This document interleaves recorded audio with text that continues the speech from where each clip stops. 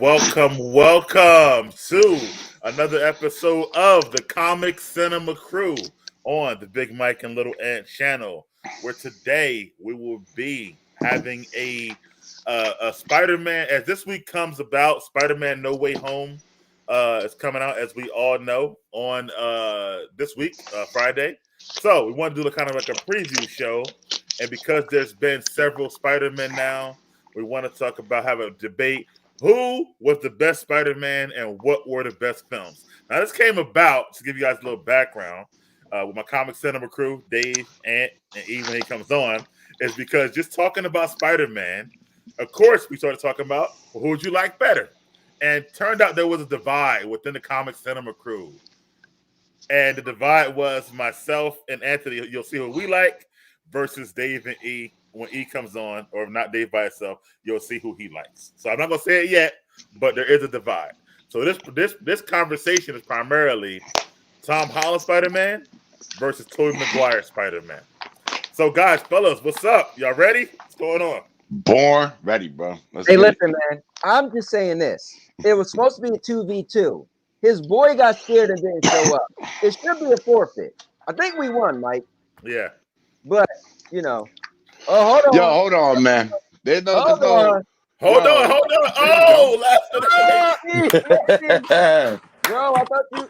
I'm about to put my headphones in. Go to the forfeit. It's already over.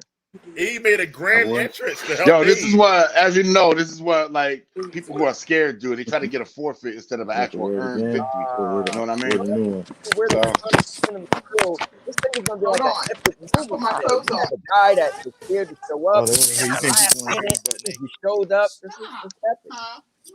It is epic. And Dave, if you see my background right behind the Comic Cinema Crew, just for you, I switched today. Can I not hear Mike? I know, man. You're trying to make me lose my appetite. What's that, Star Wars? Oh, that's Spider-Man on the other side. Yeah. just for you, I switched my location today for you. Yeah. Anyway, E, you ready, man, with the grand entrance today? Yeah, I'm wearing Tom Holland, and I was gonna wear this one, but this spider symbol remind me of somebody. All right, so real quick before we get into it, I'm gonna go over it. Hold on, somebody got a loud background. I don't know what happened, but to make it fair, since Tom only has 2 movies and Tobey has 3, what we're going to do is the first 2 Spider-Man movies with Tobey versus the first 2. Hold up. This is Spider-Man what you call getting rid of evidence in a trial. Like if somebody has the murder weapon, they want to get rid of the murder weapon because you don't want to talk about Spider-Man 3.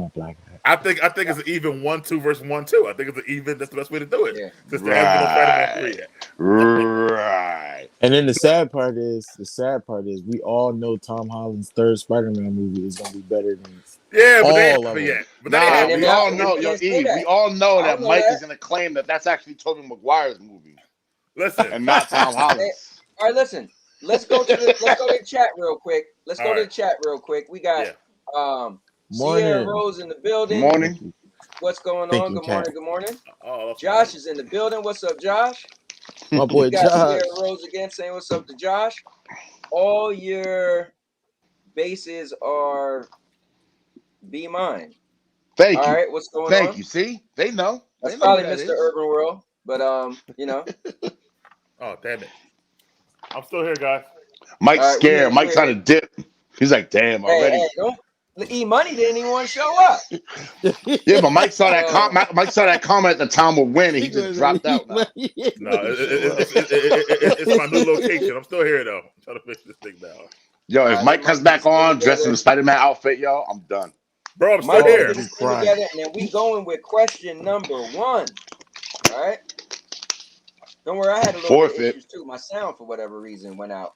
So I had. I looked at the questions, but I didn't study them on purpose. Me neither. Listen, I don't need to study these questions, bro. Right. Nah, we don't need to, if man. If you're a comic book fan, you know, if you're a movie fan, if you're a cinema fan. Right. You know.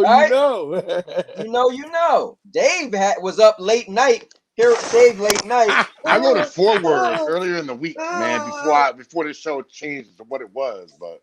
Hey Dave, what you do? Watch all the movies last night? No, I can't stomach Spider-Man 1 again, and I'll never watch 3 again. If I ever watch 3 again, that'd be like when I'm on death row. And they're like, we're gonna put you before we put you in the chair. What are you talking about? Watch Spider-Man 3. I know somebody that said that was their favorite movie. So damn. I feel yeah, bad. somebody said Spider-Man 3 is their favorite movie. That must be the only movie they ever saw in their life. And I know people who think Andrew Garfield is the best one. Actually, the guy in Anthony's post said that. Where's Andrew Garfield at?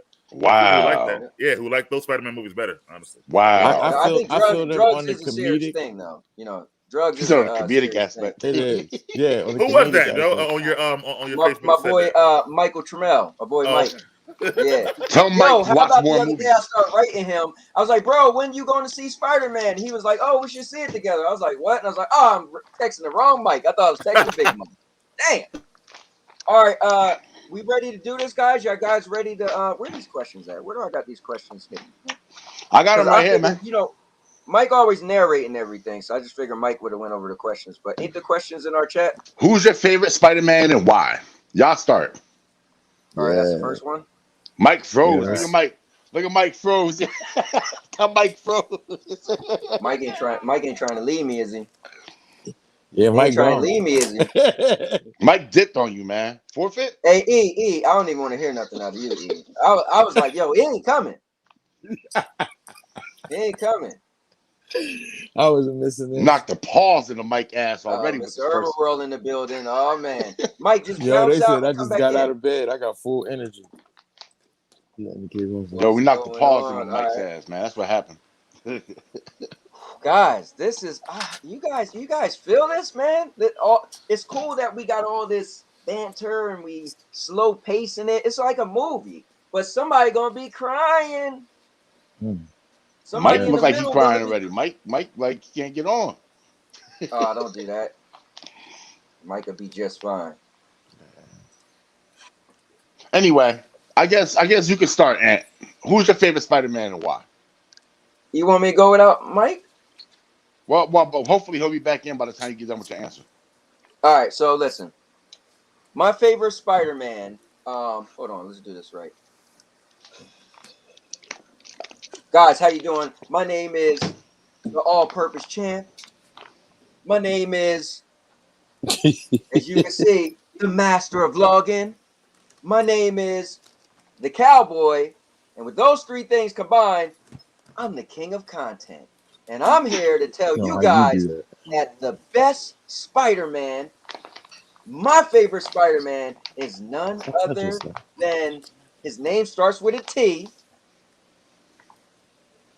I said his name starts with a T.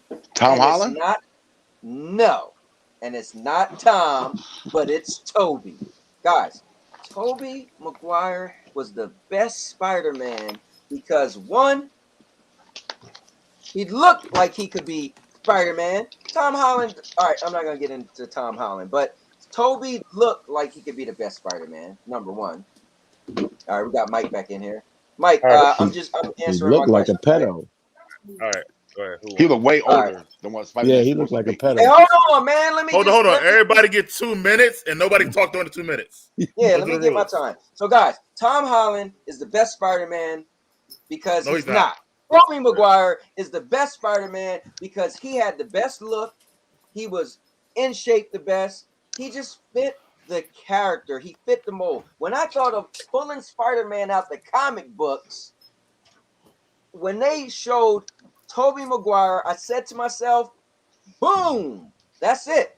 That's what you have. And then on top of that, his movies, his acting, his charisma, I'm trying not to spoil the questions coming up, but guys, he was just made for this part.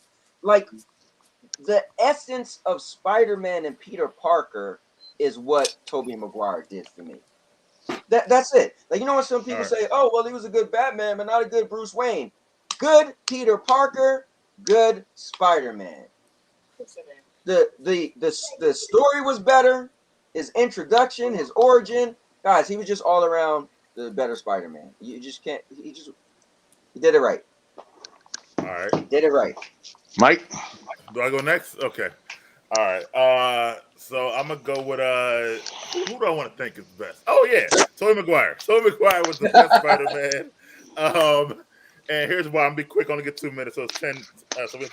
So basically, Tobey was the best Spider-Man. You can see in my background with the Spider-Man right there. That's Tobey right there. In that, just let y'all know. But anyway, Tobey Maguire was the best Spider-Man because kind of like what Anthony said, when I go back and I watch the Spider-Man cartoon from the 90s, which led into the Tobey Maguire Spider-Man, he was that Spider-Man.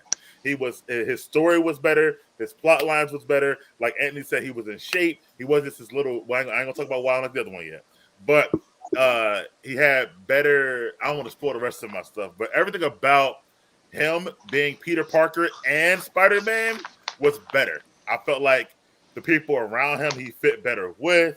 I felt like that he is, and you saw his growth throughout the time. So to me, Spider-Man is Tobey Maguire as Tobey Maguire is Spider-Man. Anything after that are just variants of Spider-Man to me at that point. So that was good right there. That was good. Hey, you want to go? Or you want me to go, man? I got you. I got you. Go ahead. Add me up there. All right. So Tobey Maguire, it seemed a little pedo to be in high school, but we're not gonna go there yet. We'll go with Tom Holland. I'll show you why Tom Holland is the best Spider-Man. Tom Holland's the best Spider-Man because Avenger level threat. It gets no better than that. It gets no bigger than that. It gets no harder than that. Tom Holland is the best. Like I don't understand why we're even having this debate when we all know the real reason Tom Holland is the best Spider-Man. Avenger level threat. That's all you have to say. Now, if you want me to break it down again, I can break it down again. His Uncle Ben was Iron Man. Another Slade. Beautiful moment. Spidey, Tom Holland. I don't got to say much. I don't have to sell it. All right. Big scream. All right. 2 minutes, Dave. 2 minutes. Got it. Don't worry. I got this. Tom Holland is the best Spider-Man for several reasons. One, he looks more like Peter Parker than Tobey. As E said, I ain't going to go pedo level, but Tobey Maguire looked way too old to be in that role. To be just fresh out of high school going into college. He looked like he should be a professor. All right. Second, Tom does his own stunts. Tobey Maguire can't do a forward roll, but Tom Holland can do a backflip. Third, he mentioned physique. Yo, Tom Holland is, I ain't trying to sound, you know what here, but Tom Holland is cut. He is chiseled. Like, he may be strong, like skinnier, but he is cut. Tobey, they had to try to CGI him. And then they ended up just going with his regular standard little physique. Fourth, his voice. Tobey always sounds so, but don't you want to be me? Tom doesn't have that. Tom has he brings that playful Spider-Man charm. Mike brought up the cartoons. All right, in that cartoon, he is constantly making jokes, constantly making quips. Tobey mopes too much. All right, Tom's always got a quip, no matter what. He's always got a quip. Anyway, yes, he does. When he was fighting, no, keep your time. I'm sorry. Get out my 2 minutes, man. All right, Tom always has a quip ready, and it just sounds better coming out of Tom. Plus, I mean that's pretty much about it as far as we're going to be talking actors. We got other questions to carve deeper into this, but that's why I like Tom better. He's built for this role. All right. Wow. So let me do this. Mike, you you was off screen when the first question got read. So let me look at your list. I got him right here. So. All right, let me do this one. So the next one is, all right, I gotta get all this up. The next one is best film, Tom's best film versus Tobey's best film. Choose your film and what? Oh! That's the truth, knocking him out of his fucking seat. Tobey, my man. Tobey. Yo! Bro. Tobey. Yo. Really? Hold on, bro. Hold on. Yo, Mike, I hurt my leg, bro. Mike, I hurt my leg. What? I mean, you know what? You need Tom Holland? Let me call him. I ain't gonna be able to continue, man. Let me just. I wish somebody could take my place. You know what? Well, Why don't Josh just take my place, man? Josh, There we go. We're calling the big guns.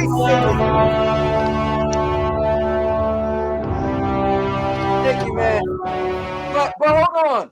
What's up, fellas? How y'all doing? Good morning. Read these What's going questions, on? so I think we're gonna need an official referee, man, to help out. So, Stadia Pro, the referee, man. Oh, the referee is in the building, coming out of retirement for one show only.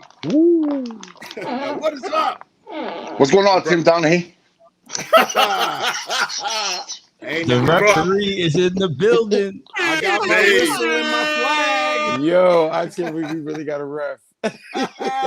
You're damn We don't got right. yo. We got the fake Dave Hepner is what we got here. Hey, and David, if I could give points for your comment about episode 3 not making it, I'm telling you, that's only going to help somebody. So, Dave, I had to pull a switcheroo on you. I had to pull in the big guns. Sneaking a ref. I had to get my A loaded ref. A loaded ref. But also, my guy, the originator, the man who knows what I'm talking about, my man, Mr. Josh Waring, is now on my team. So we are switching this up for you, Dave, last minute. But I'm ready for this fight right now. Josh, what's going on, buddy? Guys, first of all, I appreciate you guys for having this conversation in public because it needed to be had, right? Who's the favorite Spider-Man and why? For me, it's always going to be Tobey, because without Tobey, there would be no MCU. He's actually the first Avenger. There's no Iron Man without Tobey, right? It broke the record for the biggest opening that only my man Vinny chasing his Aquaman beat and Entourage. Like, come on. For one, he has better powers, right? He doesn't have the canisters, right? He has actual web in addition to Spidey senses. And everyone keeps talking about his age. Did we forget what people back in those times looked like in high school in terms of actors? They were all in the same age bracket. Do all of them belong in high school? Probably not. But that was what was the rage in acting at that point. So for me, if you look at the Bully versus how Tobey looks and his Spider-Man, they're comparable in terms of age. And for me, and I feel like the vulnerability of Tobey is pure to the comic, right? You have Uncle Ben with his origin story, and we'll get into this later. Tom's Spider-Man, I feel like Uncle Ben's not even a factor at all. Which is he's Iron Man. Well, that's Iron Man. That's not Uncle Ben. All right, hey, Ref, you got the questions, Ref. No. Hold on. Why are we talking about Uncle Ben? We're supposed to be saying the question was who's your favorite Spider-Man? Like, right. And we're bringing other actors because of their life. Yeah, their life. Again, the way that the main difference between both of these Peters is their origin story. Right. So Uncle Ben, it's not so much. We just skipped Tom's origin story. Aunt May had to have some husband at some point. She did, but the whole point is named Ben. His Uncle Ben is. Yeah, she does, but the whole point is. I know we got a lot of time. We just don't need to see the death done over and over and over again. By now, in 2021, if you don't know how Spider-Man was formed, then you don't need to be watching comic books at all or reading comic books at all. Well, did you get the questions yet, Ref, or no? Still no? I'm right. Getting them. All right, good. Because while he's doing that, I just want to say, I understand what he's saying about Tobey, but if you're trying to say the accurate of comic stuff, Tobey is not accurate. Not at all. Web coming out of his skin? Are you crazy? That ain't accurate at all. So this man never runs out of web. Spider-Man never fights and never runs out of web. He's unlimited web. At all. No, that's not accurate. Okay. I'm gonna put this show back on the rails. I mean, because Mary J looked accurate to me, but that's just we're on question 2, ain't we? That would be the best film. Starting with you, Mike. What do you think is the best Spider-Man film and why? Best Spider-Man film to this day is still Spider-Man 2, and it's hands down always going to be the best, and it still is the best. Well, I'm going to say that because this movie might be good, but right now it is the best, and it's the best because, well, number one, let's talk about the facts. The facts is that, like Josh said, it was the highest grossing opening weekend film period for years. before later on down the line. Second of all, it has like a 94% Rotten Tomato score, which Dave already knows. Third of all, Spider-Man 2 is listed in the top 10 amongst all comic book films still to this day on most people's lists, as I already proven to date. Those are the actual facts. But just watching the movie, Spider-Man 2 had everything. It had the action, it had the comedy, it had the great story, the great villain, which I'll get into later. We'll talk about the villains. It had the stakes of the villain were high. It was a perfect, almost perfect movie. So I'm going with Spider-Man 2. That's my time. Spider-Man 2. Final answer. All right, Josh, how about you? And for me, it's definitely Spider-Man 1. I have an affinity for origin stories, so for me, that was a fantastic origin story. And as a fan of Batman, I'm definitely drawn to the quintessential superhero aspect of having that trauma. You know, when pressure makes diamonds, and Peter rising from the ashes of losing Uncle Ben. Again, that's just me. And then you have the fact that his identity is supposed to be a secret and stays a secret. I think that's the pivotal part. I feel like I'm not really with Tom's character having it outed. It is a different twist, which I appreciate, but for me, I appreciate the fact that the fact that he didn't have his identity known. I appreciate that a lot. So that's why I did it for me. For me, it did it with the villain, with Harry's dad and everything. I've always thought that was a great dynamic. You had more complex characters and character development than you did in this MCU right now for me. All right, those are great thoughts. E-Money, what is the best Spider-Man film to your estimation, and why? Mine would be Far From Home. Him fighting Mysterio, dealing with the death of an Avenger he looked up to. I felt that raised his stakes. Fighting drones that made turned everything into monsters. Like I thought that was great. I mean, how can you beat that with a high schooler going on a high school trip far from home, like not in New York? Man was overseas somewhere dealing with the mess. Then you have aliens as Nick Fury and them. Man, that movie was laced. There's no way any Spider-Man movie could beat Far From Home. Any.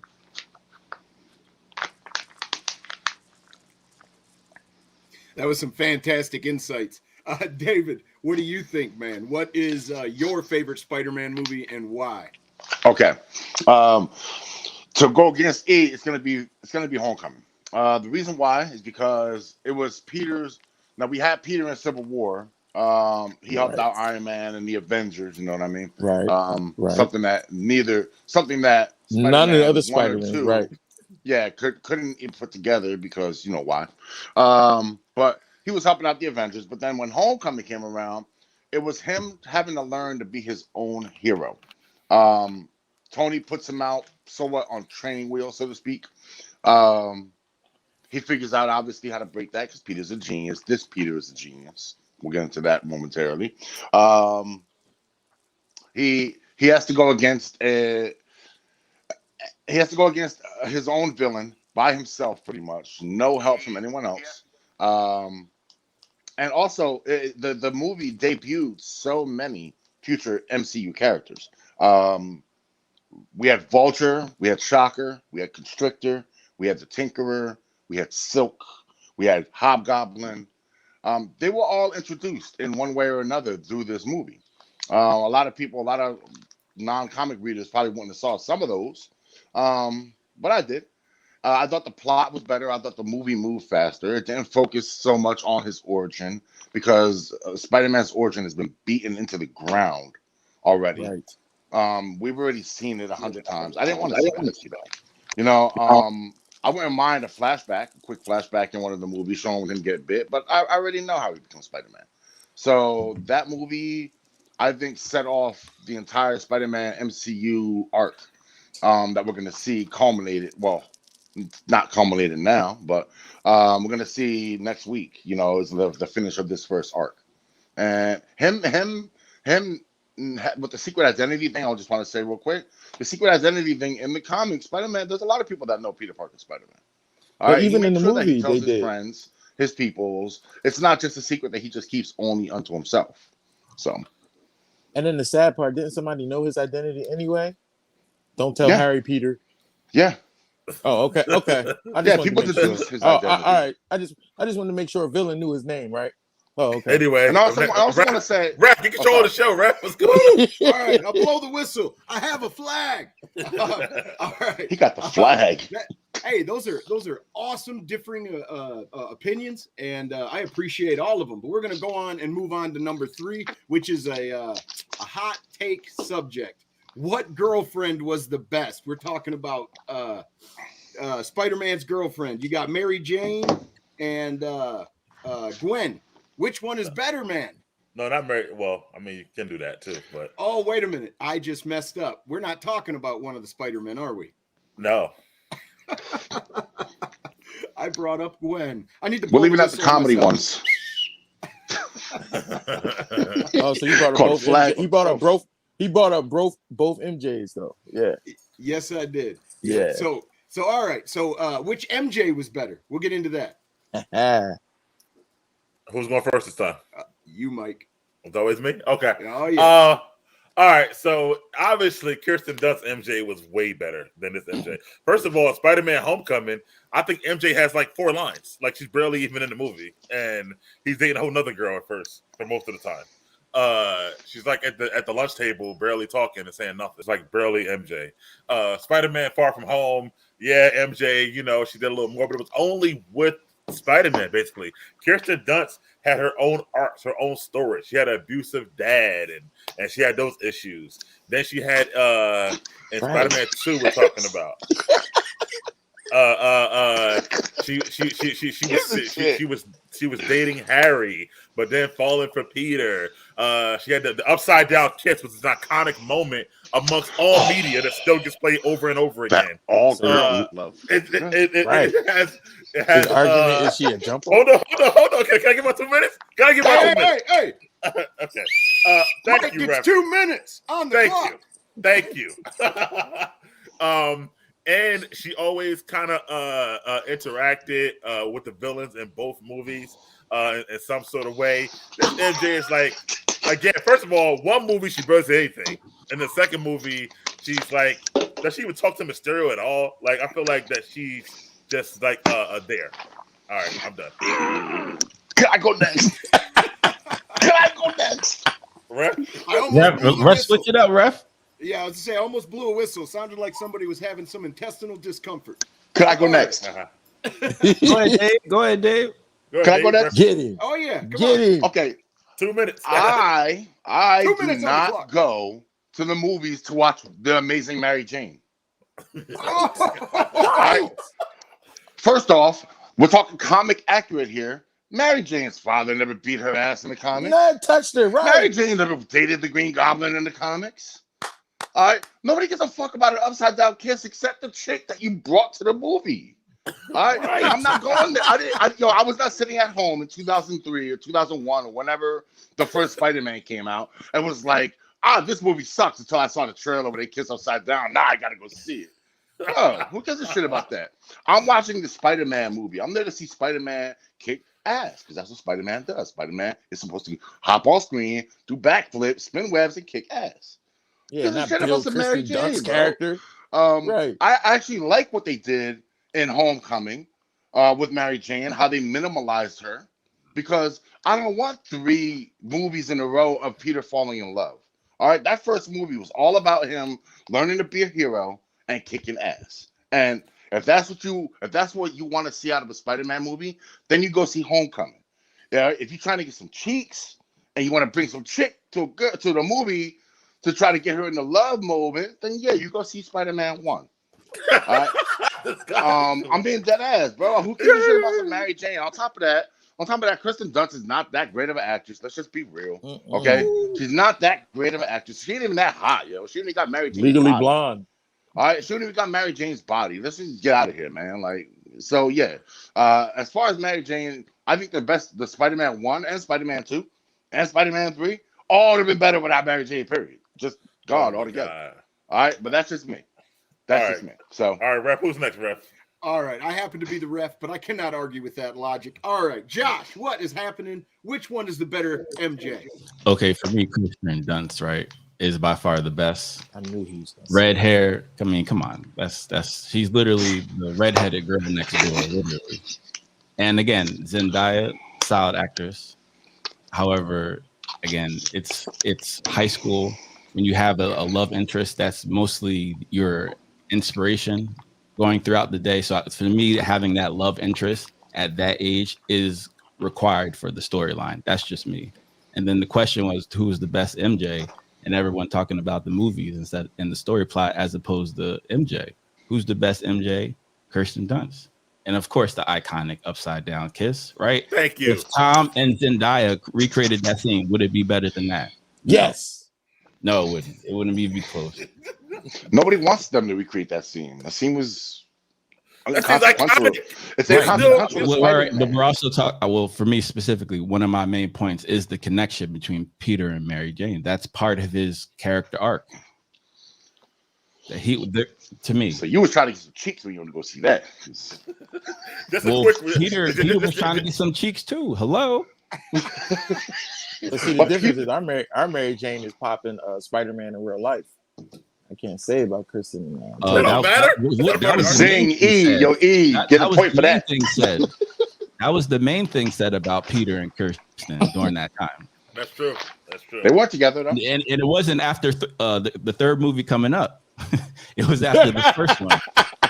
So Tom was in the friend zone for a little bit, but now he's clapping. Come on, get out of here. Tom wear Jordans and all that. Let's go. By the way, just for the gravitas of that upside down scene, let's not forget it was Toby who's hanging out with Leonardo DiCaprio off screen. They having that entourage lifestyle. Let's not forget about friends, that. Though. They're friends. Yeah. They're friends. That's cheating. All right, the referee. Regardless, Leo's not that good, so sorry. The referee would like to let everybody know that's in the chat. There is a poll in there. We would appreciate it if you would participate and go ahead and let us know what you think. And E-Money, we're on to you, sir. You have the final thought on which one is the better MJ.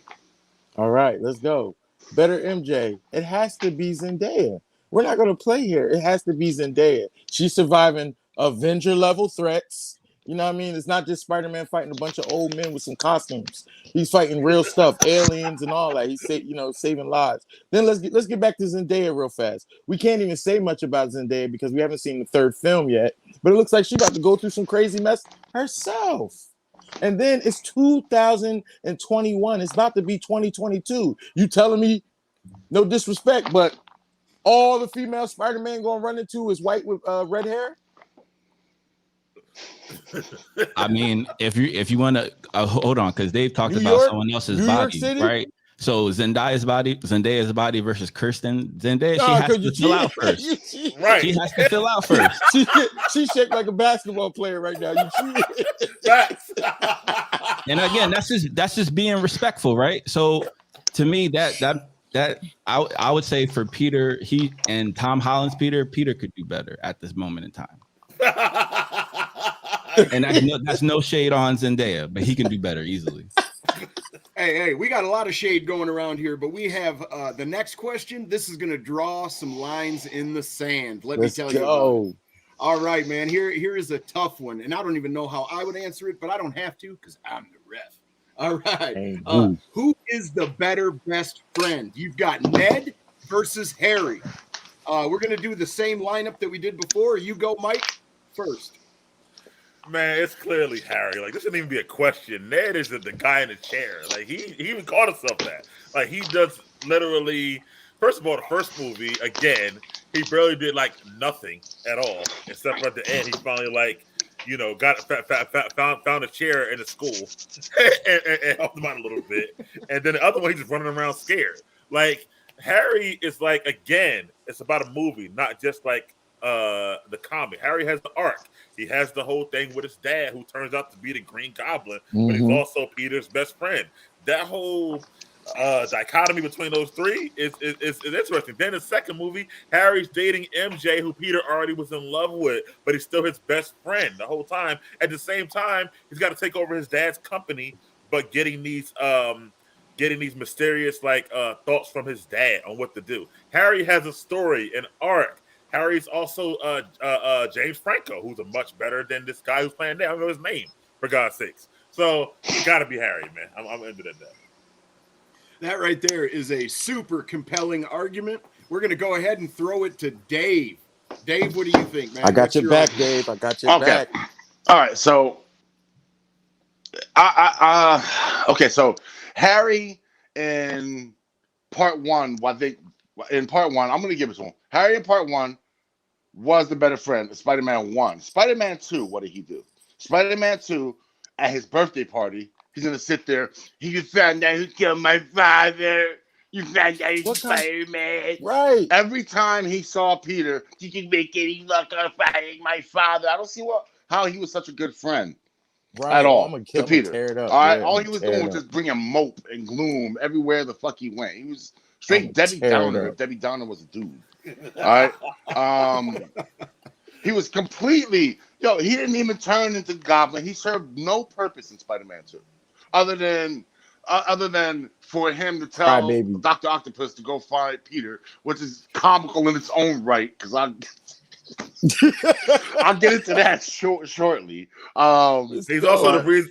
But we got more Green Goblin because he was getting the visions of his dad. Like it was.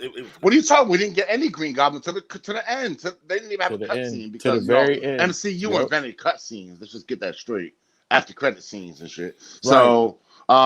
So until the end of the movie, we didn't even get when he goes crazy. I guess I don't know. Sees his father in the mirror. I don't know. Explain that shit.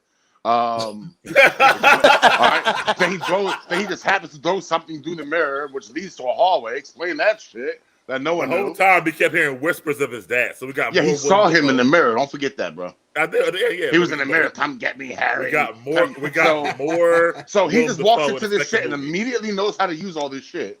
All right. Now take the Harry from the first movie. Harry from the first movie was a fucking dunce. See, right. He didn't know shit. Now second movie, I'm head of the research and development. Dave, come up on that. Dave did his. All I got to say is Dave did his homework. Yeah, he most certainly did. Yes, he did. All right, Josh, who is the better best friend? We're gonna go with you for the next argument. Let's see. Come on. First of all, I have to give a shout out to Professor Miguel for that brilliant point. It's by far Harry. It's not even close. What? I mean, in terms of complex character, Dave, you brought up a good point of in terms of being useful and whatnot. Respectfully, Ned is the Jar Jar Binks of the Spider-Verse. all he is a comic relief. Your job. That's what he should be. Nobody went to see the Amazing Ned though, or the Amazing. Right. Thank you. All right. Again, okay. That's fair, guys. I'll let you gentlemen speak. Don't make me turn into Kevin Samuels now. Come on now. You got 2 minutes, bro. Go ahead, Josh. And y'all been speaking on 30. So there is such a comic book, development in terms of the characters, as Miguel pointed out. And for me, Ned has plot armor like R2-D2 without being as useful. You're right. That's a great point. And I'm done. Thank you, Ref. Thank you, panel. Could I just comment back on that? Ned's arc hasn't started yet. I got it. Ned's arc is going to start in the next 3 Spider-Man movies. Okay. I think we need to hear what E-Money's got to say on this. And before you go, excuse me, it kind of gives credence to Mike's original point that you have to take the 2 movies each, right? Because everyone keeps talking about what's about to happen as opposed to what already happened. Yes. Thank you. You kind of proved them right without why I meaning brought Josh in. He brought the big guns in. You're proving them right without meaning to. You're literally not trying to. The background characters it's supposed to be. I got you, bro.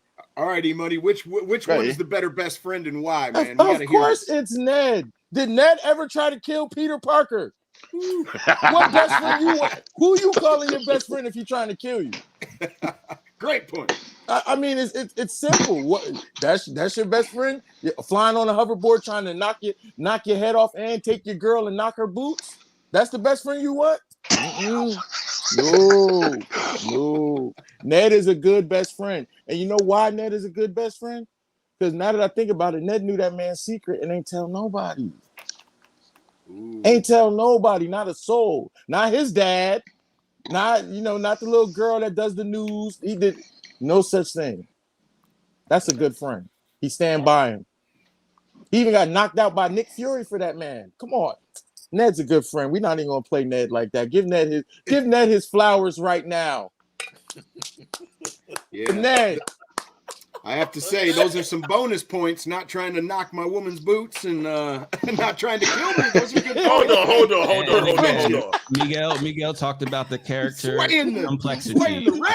Right. Ned is not complex. Not yet, but it's not Ned's time. But we're talking about right now. We're not talking about and first of all, and Harry didn't try to knock his girl. Harry had the girl first, and Peter got her later. So technically, no. That's like when we're younger, right? All right, I see we don't. I see ain't nobody going to agree on this. I knew there'd be lines drawn in the sand, and the next one is even more hot. Let me tell you about it. Here we go. We're going to start off with Mike again. We're going to keep the same rotation, go to Dave, and then Josh, and then E-Money. But here's a tough one, man. Here's a tough one, and I don't know if I could decide. But who is the best Aunt May? We've had two good ones. All right. Before I do that, I just want to clear something up. Not about the Ned thing, but about something that Dave said. The MCU did not start the post-credit scene. X-Men 3 started the post-credit scene. Just let you know that they had nothing to do with he MCU. did go there. All right, that's number one. They did. It was teasing the Phoenix or something, wasn't it? Or Yep. after the Phoenix? No, it was the Professor X Yes, and somebody's in the body hospital. in the wheelchair. Yep. Okay. Number one. Number two, though, about the question, better Aunt May. Now, obviously, they were talking about who looks better from Marissa Tomei for the last 30 years, right? So, however, again, I go to movies to see movies. This Aunt May, again, they gave her a story. This Aunt May, Marissa Tomei, you forget she's even in the movie, especially in Far From Home. Like, she's barely even. You know what's funny? She even said herself, nobody cares if she's in the Correct, because nobody cares. Now, Aunt May and Toby's Aunt May, again, she had an arc. She lost her husband. She was grieving. She was still trying to take care of Peter and show him the way. Then the second movie, she's about to lose the house because she lost her husband. She had to go to the bank. They denied her of a loan. That sounds like the amazing Aunt May. She even up there and she hit Doc Ock with her umbrella to help out Peter. She interacted with the villain. Hey, I just got to blow the whistle on that. Somebody smacking somebody with an umbrella? That's weak sauce. Come on. Yeah, but what Marissa Tomei did? Been the house? Look Show good. nothing. Hey, okay, point taken. Ref retracts. Thank you. All right. So I'm going to go with Aunt May. Peter's Aunt May because she actually has a story and she does something except for 2 lines in the apartment and then he leaves. Boom. I'm done. All right, Dave. I know you're waiting, chomping at the bit. Tear him up, Dave. Blow this out the water, man. I know you can do it. Aunt May does nothing but get caught, get captured. So, all right. So, first, Aunt May, again, Homecoming. And as far as Homecoming is concerned, this movie was a Spider-Man movie. All right, it wasn't an Aunt May, it wasn't an MJ movie, it wasn't a Ned movie, it was Spider-Man movie. It was Spider-Man's struggle on coming on his own. Part 2, right. All right. Part 2, Spider-Man Part 2, the one Mike holds so dear, was the most unbelievable Aunt May shit I ever seen in my whole damn life. All right. And so I say this all the time. Mike does not want to go to the movies to see Spider-Man kick ass. Mike wants to go to the movies to see Aunt May fill out insurance forms at the Medicaid office. All right. He wants to see her dragging her little fucking shopping cart up the street and putting groceries away and cooking Spider-Man some stew. All right, because nobody gives a shit about Aunt May. Now, she did have one line in Spider-Man 2, one line where she was like, the world needs a hero or some shit, whatever the fuck she said that inspired him. All right. That was her entire contribution to the Sony Spider-Verse. All right. She really did. Can you let me know this Aunt May's contribution? And this MCU. No, she's not supposed to have a contribution. In the comics, Aunt May don't do shit. Right. She's not comic accurate. In the comics, Aunt May stay her ass the fuck where Aunt May's supposed to stay, in the fucking house. Right in the house, make some sandwiches for Peter after he's done kicking ass. He can come back. Correct. Like, David just made Aunt May out to be a bag lady. Shake your butt. Basically, pretty exactly. much. I mean, yo, it would have been more entertaining if she was a bag lady. Yeah, that works. All right, than watching her fight that'll Doc work. Ock. Are you serious? You serious? All right, ref. It's time's up. We got to move forward. Absolutely. Yeah, All time. right. Wave the flag, ref. White flag. Go ahead. Moving on to you, Josh, man. What do you think, man? Who was the better Aunt May and why? Uh-oh. Josh, And of course, it's Toby's Aunt May, right? His moral compass on the same level of wisdom and wavelength as Uncle Ben. Because y'all foo-fooed the Uncle Ben aspect in the beginning. This is why the Aunt May is also better, because the connection to Uncle Ben. In addition to Miguel's great points about the complexity of the characters. Once again, it's a theme. It's a commercial, for crying out loud. She's a more complex character, as he said, right? Lost her husband, right? And during those times, marriage was a lot stronger than it is now. You mean it's his significant, right? He let his and then right, uncle die? it's a different relationship when a child is raised by their grandparents. That's incredibly powerful. So right, so and in contrast to Marissa Tomei's Aunt May, who, let's be honest, she would be a thirst trapper on IG. She would have that's the Aunt May I'm talking about. Right, and her biggest contribution was flirting with Tony Stark. Right, that was perfect. Peter, the scholarship and whatnot, right? So, city in part 2. However, Aunt May, Peter Parker, Tobey Maguire, that's the Aunt May Peter needed. Absolutely, she serves no purpose besides that. Aunt May had a fundraiser in part 2. Right, I was just about to say our Aunt May is the real Aunt May because she does the fundraisers for the people that are bums in the city that can't go nowhere, people that need meals. Yeah, people got blipped. Our Aunt May is official. All right, E-Money. That's 2 minutes right there, E? You done? No, I'm gonna keep going. Yeah. All right. E-Money, we're going to you. Which is the better Aunt May and why?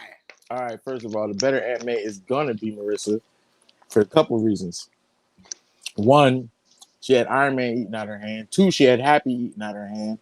3, that's what helped him get in with the Avengers even more than Iron Man just getting him some suit and letting him do some Avenger work and then kicking him to the curve.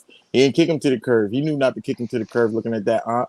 Second, her man ain't died. This Spider-Man didn't let his uncle get killed.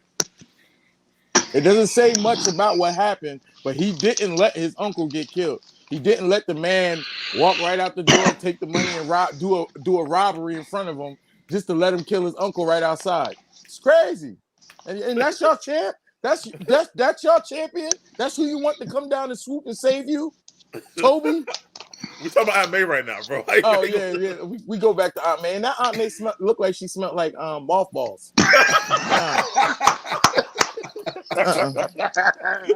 Oh, if only the ref could hand out extra points. My Lord. All right. It's interesting. Every time we talk about the characters, everyone else except the Aunt May or the Mary Jane. They talk about everything else. What's going on? Because they do nothing in these movies. Guy. We don't care about nobody else. The last 3 questions were doozies, and this one I think is easy. I don't know. Let's go around the room and find out. Mike, who has the better Spider-Man suit? I think this question is easy, but give us your answer. Now, because this question was put in here because we didn't want Dave to think it was a biased conversation. So let's let Dave know that the questions were all evenly put. I put this question in here as well. Now, here's what I'll say about this, though. Now, though I do like the fact that Toby and Andrew took the time to make their own suits and they DIY'd it themselves. My problem with Tony is a lot of people's problem with Tom. A lot of people's problem with Tom is that people on the internet call him Iron Man Jr., right? Because they're like, we want Spider-Man, not Iron Man Jr. That's a problem amongst Spider-Man, hardcore Spider-Man fans. However, because I love Tony's tech, and a shout out to Tony, I'm gonna have to go with Tom with the better suit. That's easy for me. Right on, man. Great thoughts. All right, David, I know you got something to say on this one, man. Who has the better suit? Mm-hmm. First off, I want to say this. They took time in the old Sony Spider-Mans. They took time to show Peter uncle died. They show Aunt May paying her taxes. They didn't show Tobey Right. Maguire at a seamstress class. Where the fuck did he learn how to make a suit? I made it. Furthermore, I we're made Garfield. We're gonna toss Garfield in here because you tossed him in there too. When the fuck did he go to seamstress class? I ain't seen him Right. not once in there knitting a suit. And All they right. made them cheap So behind suits. what? And You you telling get me the bit by a suits ain't spider? It ripped? teaches you how to make a spider suit, bro. Maybe they already knew how to sew. Maybe And they were cheap. They were cheap. How come That makes Spider-Man. Believe it or not, that's not a plus for Spider-Man. It makes him more whack. I think they still have home ec in school. Right, home ec teach you how to make cookies, bro. Not make stupid suits. You know how to sew. In terms of what I think is the better suit, though, obviously the Iron Spider is the best suit. All right, it's the one that he runs with today in the comics. My favorite is the integrated. It's got the Waldos. It's created by Tony Stark, and like Mike said, Tony's tech is unsurpassed. It's a clear winner there, man. Not to mention Endgame, the instant kill feature was also an iconic moment. Woo, fire! All right, when he finally activated instant kill, that payoff from Homecoming. So yeah, he killed. I'm gonna go with that. I think he's the only Spider-Man that did kill. Now that Bro, you said that, bro, and your mama knows Tobey had the better suit because it's actually classic Spider-Man suit. It's cloth, bro. What does it do? What are you talking I like about? cloth better than I like high tech shit. Terry Are you cloth. serious? You Terry still ride a cloth. wagon? Though, if You you go still to ride the a horse in a Spider-Man- wagon, Ant? But if you go This when is Spider-Man classic. came out, Peter Parker made his own suit the same way. Wait, hold up. The All first right, you suit. can say that. You can say that, but he also got a suit and some web joints from Shield. He also Later. got that from Later Iron he Man. did. Peter. Yeah, Iron later. Man. We got to move this along. Oh, go ahead, Josh. I'm sorry. Yeah, what's up? What do you think, man? Who had the better suit and why? First of all, Miguel, this is a great question because it actually highlights the main differences that we're bringing up on all of our arguments, right? Some arguments have to do with the actual character and their purpose, let's say with the character, and others are talking about the actual function of that person. So an aunt is only supposed to do this. A girlfriend is only supposed to do that, as opposed to the actual character, right? So for me, that argument, it has parallels with the suit, because the suit with the function, you have Stark tech and things like that. Right. However, the classic Spider-Man suit isn't supposed to be much. He's not supposed to be Iron Man Jr. at all. He's just supposed to have, essentially, this is why we saw that scene in the original Spider-Man movie, right? Going to the wrestlers, earning some money, right?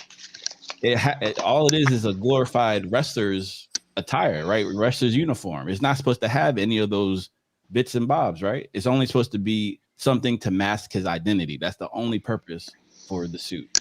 But in this, it's supposed to save, Peter Parker from threats, which is also limiting his growth as an actual Spider-Man, because he's not using all the powers necessary, because he can always rely on Stark tech. Well, these are so many fantastic views. We're going to go I can't ahead wait to and let E-Money bring it home. Who has the best suit, E-Money, and why? What's your thoughts? We know Tom Holland has the best suit. We know he makes the best suits. His suits look impeccable and incredible.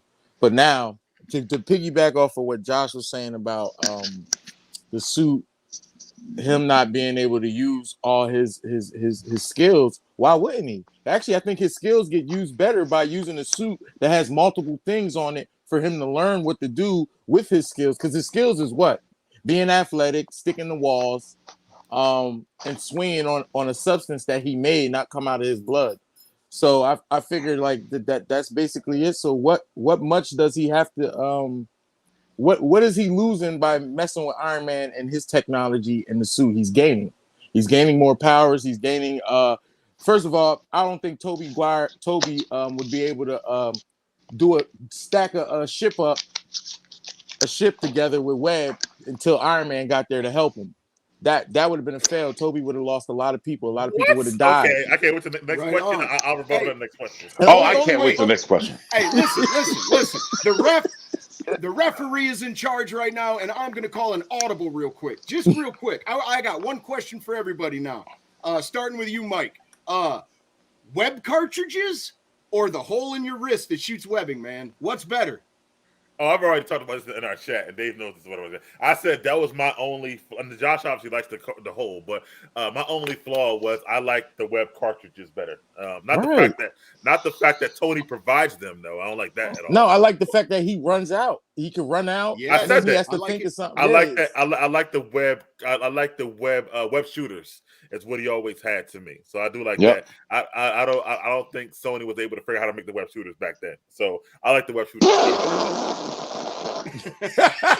Right on. They figured out how to make a glider, but not make a wristband that shoots web. That's nuts. So you like the cartridges, Dave? Oh yeah, 100%. Okay, 100%. Josh, how about you? Yeah. Sorry, I just wanted to throw this one in there. I didn't hear this from you guys before, so Josh, the cartridges, man, or the organic webs? The nut.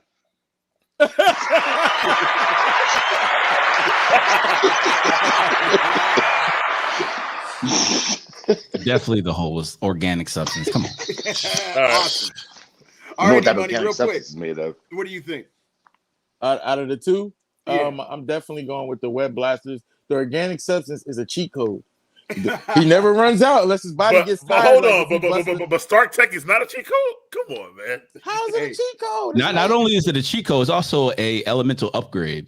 Right. Mike, I'm gonna just say this, Mike. He needs. If you think Stark He had Tech is to a help cheat code, with Thanos Batman and a whole himself bunch of is a cheat code. other things. How? Down, Batman down, to the self. left, right, left. Guys. right, Okay, by default, superheroes are a cheat code. Peter's he's a superhero. Right. That's a cheat code. So the fact that this is a cheat, Unlimited web.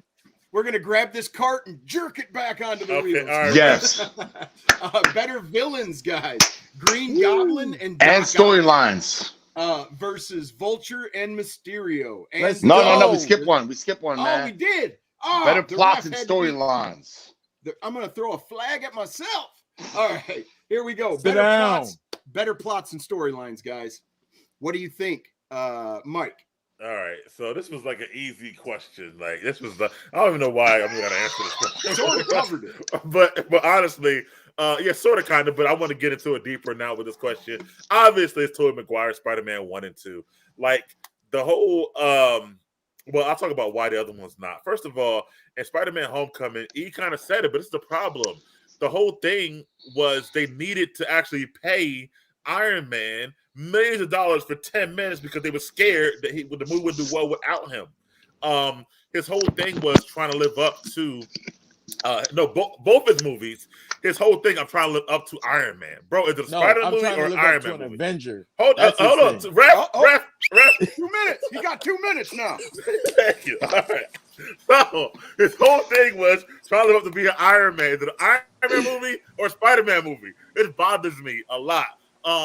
I think for E and all he said about Far From Home, this is my problem. Like, I guess trying to do something different with Spider-Man over in the UK. That's cool. But we like Spider-Man in New York, man. Let's be honest. We like Spider-Man in New York, swinging off New York buildings, dealing with the New York people. Like, you know, I love, like, this is not about these movies, but the scene in Amazing Spider-Man when the guys, the operators are helping Andrew get from one in New York to another. Like, hey, help him out, buddy. That's that New York Spider-Man that we love, man. This whole UK thing is trash. That's number one.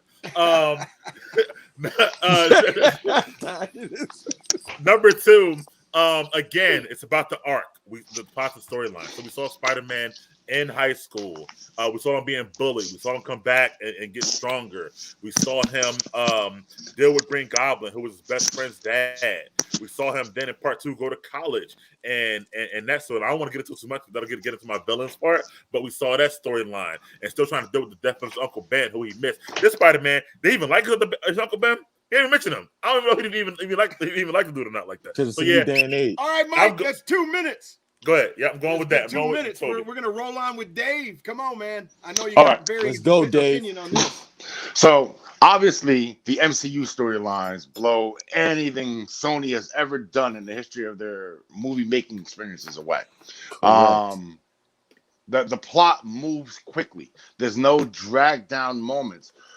If you're watching these Sony Spider-Man movies, you feel like you can go to the bathroom, go get something to eat, come back and not miss anything because the movie moves so damn slow. Spider-Man, MCU, the newest ones, mile a minute, bro. Homecoming was a mile a minute. Like there was not almost an unentertaining scene anywhere in there. The storylines were great. The first, again, I keep reiterating this. The first one was him learning how to be a hero. You guys keep throwing this Uncle Ben in. Uncle Ben, his whole purpose was to get killed. All right, that's it. That's his whole purpose. He obviously existed in Peter's world because Peter has his backpack. If anybody's an Easter egg hunter, they see his suitcase, not backpack, suitcase, has the logo BJF on it. That being said, the second one was even better. Yeah, I understand. Mike doesn't like seeing anything outside of New York. Like, he thinks Spider-Man should only live in New York and not cross the city limits. Like, damn.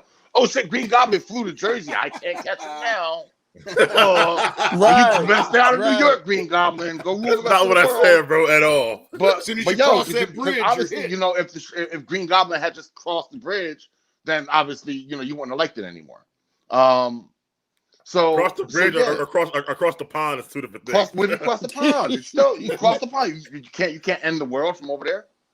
Right. Like, seriously, come on, bro. Like, Right, Spider-Man right, goes where Spider-Man. Spider-Man goes where Spider-Man needs to Where go. he's needed. All right, Right. that's it. That's a true hero. All right, not one that's gonna stick around in New York and smell pissy subways all He was day. on a fucking school trip. He wouldn't have been there without the school You know trip. why Yeah, Mike he like would've went over Daredevil? there. I think he's So thinking of Daredevil. regardless, man, the storylines in especially in part 2, the storyline is garbage. So Doc Ock wants to build a machine to destroy the world. He makes arms that are artificial intelligence that he can control, which rules out the need for artificial intelligence to begin with. All right. I mean, if you're going to control it, then there's no need for it to have any kind of intelligence at all. But somehow the arms now want to create an experiment. And Mike said, yo, Vulture, all he wants to do is rob banks. Well, 2 minutes. the first place Doc Ock went was a bank. Listen. Josh. Yeah, go ahead. Yeah. What is the better plot and storyline? What touched you the most, man? Which movies? For me? Definitely Josh. Toby. And I'm just going to add on to Professor Miguel's points. This trilogy literally and factually led to your precious MCU. This is the little reason why Marvel and Sony have a relationship at all, right? Because of Toby. And all these plots. How? It's because of Tom. Because they went and did the MCU went and did their own thing. Yeah, we got 2 minutes. But how though? He asked me how. Add another minute onto Josh's time. Continue. All right, right. So, and we're seeing the culmination of what the original Toby started in the next movie that's coming out next week, right? We forget that this storyline produced Venom, which is also in theaters now, ironically, right? So, sure that the current Spider-Man in MCU is, designed by Kevin Feige, and it's a new frontier approach, and that's solid. But the question is, which one is better? The original is better. Older doesn't always mean better. Right. This wouldn't be possible without OG Toby. I don't see how. Then it's like saying OG Toby's not possible without Val Kilmer Batman. The whole interest in comic book genre films alone is nowhere without Toby. No, there's nowhere without Blade. There's no Iron Man. There's no Iron Man if they don't have that box office record on the weekend. In 1978, but Doctor there's Strange nobody like Blade. Blade did that. Not Toby. Blade didn't make the money that Spider-Man did. But Blade was the frontier. Better plots and storylines, E-Money. Take it away, man. Better plots and storyline. Of course, it's going to be. It's definitely going to be Marvel Spider-Man. Why wouldn't it be? Again, what you tell me? Tobey Maguire fighting Thanos. Oh, okay. Never happened, right? Yeah. Sorry, he doesn't. Jake Gyllenhaal. He's fighting Jake Gyllenhaal. No, Toby can't do that. He looks like Jake Gyllenhaal. He can't fight him. Yeah, I'm about to run it down. Because y'all got Tom messed up, man. Tom does everything accurate right now. Tom's wearing the Jordans. It's 2021. Spider-Man is going to be completely different if it was going down around these years. And y'all know it. It's not going to be no Kristen Dunst getting beat on by her dad. No Aunt May saving somebody with an umbrella. That's over. Them quick whips. The way they was talking in the movies, saying that goofy pardon my French. But yeah, man, I'm telling you, nah. I'm gonna tell you right now, Tom Holland is the best. Tom Holland has the best storylines. He also has the better villains. His villains make sense. Hold on. We're getting to that. Yeah, All right. That's fantastic thoughts, E-Money. And you hit on it, man. We're getting right into it. So the very next question is better villains. We're gonna do Green Goblin and Doc Ock versus Vulture and Mysterio. So take it away, Mike. Which group of villains do you think is the best? Again, another easy question. I don't even know why I'm answering, but I definitely gotta go with wait, where's my screen? Oh, I definitely gotta go with Green Goblin and Doc Ock, of course. I mean, first of all, yeah, Willem Dafoe is amazing as an actor. And then so is Alfred Molina. That's number one. But again, these villains, like, okay, I go with Vulture. Vulture once again was trying to steal Stark tech. It's all about Stark in these Spider-Man movies from old wreckage. From Jatari Tech, not Stark. I'm sorry. No, I'm wrong. Jatari Tech, but he worked for Stark and hated Stark at one point. Just like Jake Gyllenhaal. No, he didn't work for Stark. He worked for the city. Contract from he Stark. worked for the city. No, he got a city contract, and they took his Stark city bought contract that out. away. Right. What's that business Either called? way, it was Stark. It was Stark mentioned. It was Stark mentioned. Then again, Jake Gyllenhaal worked for Stark, and so did the other guy who was his the guy in the chair. Like, why is it all about Stark? Is it Spider-Man once again or Iron Man? It's like it's enough. What was Stark in Iron Man Spider-Man is movies? the number one threat. Hold on, that might give us 2 minutes. Let me He finish. needs them. He'll need every second. Vulture was like, he was not menacing. It was like he was just like kind of like whack. And the whole thing with him, you know, he was the dad of the girl that Peter was trying to date, but Vulture they never had like fancy any real interaction. Spider-Man 2, oh my God, Jake Gyllenhaal was making holograms for God's sakes. He wasn't really a threat. He couldn't fight by himself. All right, Mike, your 2 minutes is up, but you're saying Green Goblin and Doc Ock. That's your choices. Easily. All right, Dave, what do you think about the villains, man? Which ones are your favorite? So Green Goblin, in the room full of scientists, obviously he's not the only one that works at Oscorp, makes a formula that only he knows about. Okay, let's just suspend reality for a second. Out of all these scientists and all these super smart people, he's the only one who figures out this formula. He takes the formula, he develops a bunch of technology. I don't know how, I guess on his own computers, even though his computers are shared by other scientists. It's whatever. They don't know shit. They're stupid. Stupid scientists work at Oscorp. Then he goes and fights Spider-Man for I don't know what reason. Why was he trying to stop Spider-Man? They never broke down his motivation for hating Spider-Man other than the fact that he wanted to test out his new formula. Anyway, Spider-Man can't beat him, so he ends up killing himself. All right. Godspeed. Stay there. He ends up killing himself, and then now his son is all in angst, and I'm gonna become the next same shit that didn't work the first time. I'm gonna use the same stuff that my dad used that got his ass beat. All right. So then we move to part 2. All right. Again, motivationless. Okay. Doc Ock wants to build a machine that's going to sustain energy forever. Okay. He uses artificial intelligence arms with a little chip in the back of his neck that somehow a bunch of flame hit it, but only the chip burnt out. But okay, well, let's suspend reality for a second. All right, now the arms control Doc Ock. In the comic books, the arms never controlled Doc Ock. In the comic books, Doc Ock was never married. It seems Sony decided to take the comic book and just be like, we're going to do our own shit. So their own shit in there. So now Doc Ock added more motivation. He lost his wife. I'm not done with my 2 minutes. So Doc Ock, you got 28 seconds. So Doc Ock, instead of just going to the company to steal parts for the machine, decides to rob a bank so he can go buy the parts because he's so smart. He could have cut out the whole middle scene and just went to the company and stole the machine. But it's whatever. Also, he makes a deal with Harry Osborn after dangling Osborn begging for his life. He makes a deal with him for tritium, and he could have just said, "I'm going to drop you if you don't give me the tritium." Right. Again. Doc Ock seems stupid. The villains, Spider-Man, Sony seems stupid. Dave, that's it. All right, so who are your choices? The Green Goblin and Doc Ock, or Vulture and Mysterio? Vulture and Mysterio by far, bro. They were the most realistic. They had the most realistic motivations for shit. Correct. Wait, hold on. Read that for you, Dave. That's true. That's From your mama knows. That's great. Great point of view. That's that way in the comics too. But it doesn't stop him being one of Spider-Man's most best villains, right? Yeah, y'all tripping. Literally one of the most definitely. comic If you, books. if One of you his don't most like dangerous villains is Mysterio, bro. If you don't like Mysterio, definitely look into him in the comics. Yes, especially what he did. Same with Vulture. Same with Vulture, bro. If you don't like it's like so whack, bro. How do you forget what Mysterio did to Wolverine? How? All right, 2 minutes. All right, Josh.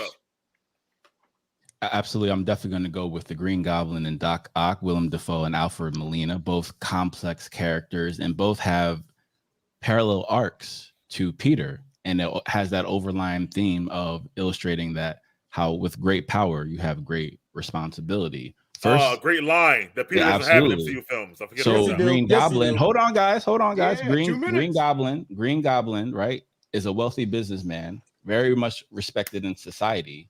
But he's also part-time evil scientist. So he's not using his skills responsibly. He has greed, right? Then we have Doc Ock and his complex character. He wants to be the most brilliant scientist who saves all these lives. It started out positive, right? So he was using his skills responsibly at first, and then it failed. And instead of going back to the drawing board, he descended deeper into darkness. Again, given that, illustrating that concept to Peter with great power has great responsibility. And for me, it flows through Peter's arc, and the plots all together flow for me. And that's why you have a better villain when it's a better plot. That's just me. That was fantastic. I really like that answer.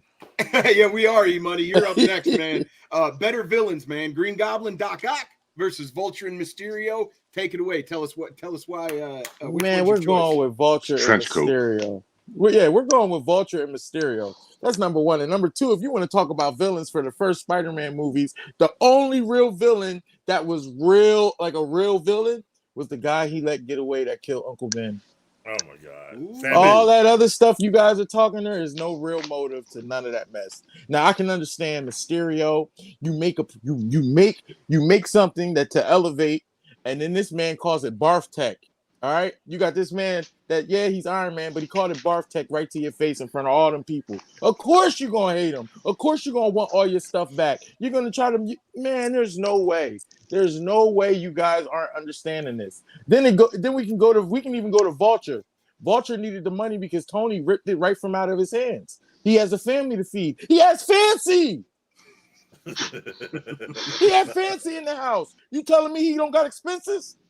Right. We saw it. This your motivation? This your motivation? You gotta pay his mortgage? Really? That's motivation. Hold on. That is motivation. Guys, all I'm hearing about Mysterio is that he was mesmerizing until we realized he was the Wizard of Oz with an Edward Enigma. And I loved it. I've seen that already. Yes. Especially when he got the glasses. That man's up an there. illusionist. I've seen that already. Yo, Josh, illusionist cast a great Wizard of Oz character. Okay. Next up, and I know I have mine, but next up we're going to be talking about the best action sequence in the first two Spider-Mans, or the Tom Hollands. Oh my God! We are going to go with Big Mike, but when we're done, I'm going to answer this question myself. So go ahead, Big Mike. All right. So he mentioned earlier that I had to come at him for this because he said that Tom held the ship together, by itself, and Toby couldn't do that. However, Toby held the same scene in the train scene. The ship. Am I okay? Oh, the same scene, the train scene in Spider-Man 2. So I don't know what the hell that he was talking about. Second of all, the best action sequence, I'm going to go with the Spider-Man versus Doc Ock.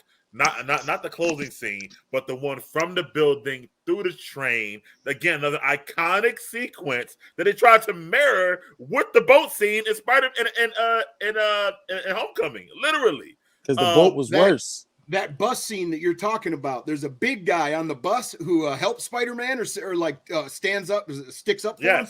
That big guy is Joey Diaz. He's a comedian. Wow. Okay. Second of all, Vulture in the Spider-Man scenes. He was getting beat up most of the time in those scenes. And then Mysterio, again, he can't even fight. He's a Wizard of Oz, like Josh said. He's an illusionist. Spider-Man was fighting Tony's drones in the movie. Are really? you crazy? Did you see what Mysterio just did? Mysterio is the reason he got consequences right now in the third film. Can I get my 2 minutes? Can I get my 2 Yep, minutes? yep, come on, finish up. You got 38 seconds. Real quick. Spider-Man was fighting Tony's drones that from Tony's glasses that were given to him by a Wizard of Oz character who figured out how to steal them. Seriously, we're going easily. Like, come on, man. And then Vulture was trying to once again steal Tony's plane. You see the theme here? It's all about Tony. Again, a Spider-Man movie, not an Iron Man movie. So I'm definitely going with the best act sequence being the one of Spider-Man 2, easily. All right, Dave, we're going to you, sir. What is your best action sequences from the movie of your choice? 100% Far From Home final fight scene with Mysterio. Yes. I'm sorry. From when he came on the scene, when he jumped out the plane, he came down and started wrecking shit. Now Mike wants to try to delegitimize Mysterio. Yeah. All right. No regular Joe Schmo could just put on glasses and control the drones the way he was doing that shit. Number one. All right. He is a true villain. In the comics, this is what he does. All right. He doesn't have superpowers. He's got super gadgets and super suit. All right. So as far as Vulture, bro, again, I'm gonna say it for the 5th time. This is Spider-Man learning how to be a hero. So of course the villain's gonna kick his ass the first time. All right. Correct. When you're talking about Doc Ock, bro, Doc Ock is one of the stupidest villains I've ever seen. What? Okay. Seriously, bro, you're sent to go get information from Peter. I'm gonna get information by throwing a 2-ton car in his ass. Right, and if they would have hit him. Yeah, if they would have hit him, guess what? Movie over. Credits roll. Yep. Sorry, credits roll. You don't get Peter. You don't get find out who Spider-Man is. Oh well. Aunt May crying over a casket. Right? That's it. Crying You know again at the AARP office. Can you please extend my mortgage? And bro got a point. You know all right, Josh. All right, Josh. Josh, it's on Josh. I don't need anything else after that, man. That was strong.